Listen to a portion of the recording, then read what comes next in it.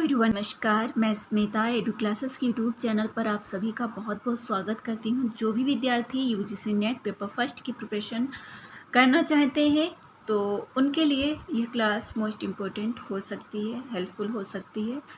तो चलिए देखते हैं आज का क्वेश्चन। मोस्ट इम्पोर्टेंट क्वेश्चन है। PYMCQs आपको बहुत हेल्प कर सकते हैं आगामी एग्ज़ाम के लिए। ओके, तो क्वेश्चन हमारा है टीचिंग एप्टीट्यूड फर्स्ट यूनिट से। निम्नलिखित में कौन सा नियम अधिगम के प्राथमिक नियमों के अंतर्गत नहीं आता है। प्राथमिक जो नियम है, अधिगम मतलब सीखने का प्राथमिक नियम जो है, इनमें से कौन सा नहीं है। Which of the following does not come under primary law of learning. 4 option दिए गए हैं। लॉ ऑफ इफेक्ट प्रभाव का नियम, लॉ ऑफ रेडिनेंस तत्परता का नियम, लॉ ऑफ मल्टीपल रिस्पॉन्स बहु प्रत्युत्तर का नियम, लॉ ऑफ एक्सरसाइज अभ्यास का नियम। तो देखिए, प्राथमिक नहीं होगा। प्राथमिक कौन से आ जाएंगे इसमें। लॉ ऑफ इफेक्ट प्रभाव का नियम, लॉ ऑफ रेडिनेंस तत्परता का नियम, लॉ ऑफ एक्सरसाइज अभ्यास का नियम।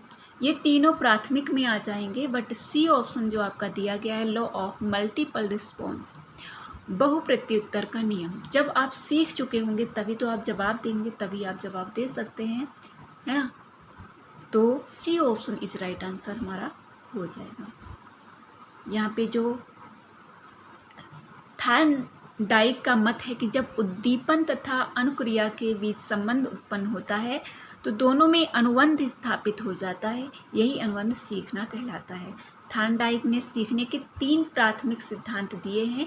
ध्यान रखिएगा, 3 प्राथमिक सिद्धांत दिए हैं थार्नडाइक ने। तो यहाँ पे देखिए 3 दिए गए ऊपर।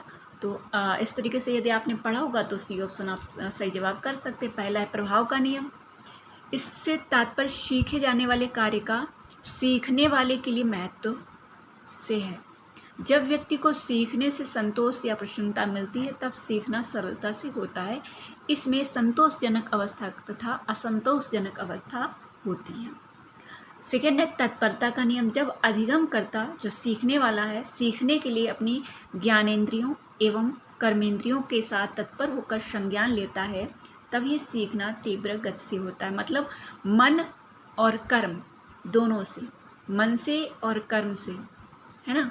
आप मन से भी चीज़ों को समझ पा रहे हैं, करना चाहते हैं और हाथ पैर भी लगा रहे हैं तो फिर जो है सीखना क्या होगा, तीव्र गति से आप सीखेंगे।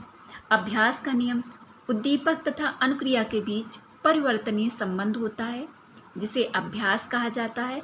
जब अधिगमकर्ता किसी चयनित अनुक्रिया को बार बार करता है तो सीखने में उन्नति होती है। अभ्यास के द्वारा सीखना स्थायी होता है। उपयुक्त प्रश्न में बहु प्रत्युत्तर का नियम सीखने के प्राथमिक नियमों के अंतर्गत नहीं आता है। जब आप बार बार अभ्यास करेंगे तो स्वाभाविक है चीज़ें आपके लिए सरल हो जाएंगी, है ना। तो इसी तरीके से हम भी जो है यूजीसी नेट पेपर फर्स्ट का अभ्यास करेंगे जिससे हमारे लिए पेपर फर्स्ट भी हमारे सब्जेक्ट की तरह आसान लगने लगे। ठीक है, आपको पेपर फर्स्ट में कितने क्वेश्चन सही करने हैं।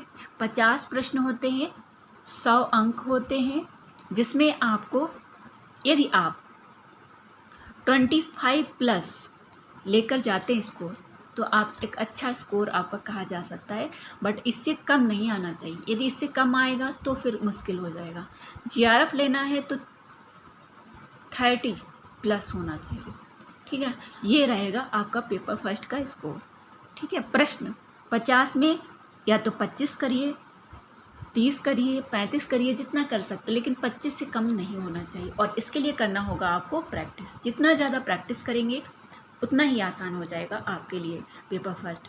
50 प्रश्न होते हैं तो हमें लगता है डेली आपको लगभग 200 प्रश्न कम से कम 200 प्रश्न डेली आपको सॉल्व करने हैं, वो भी व्याख्यात्मक रूप से, जैसे अभी हमने ये क्वेश्चन सॉल्व किया है टीचिंग एप्टीट्यूड का।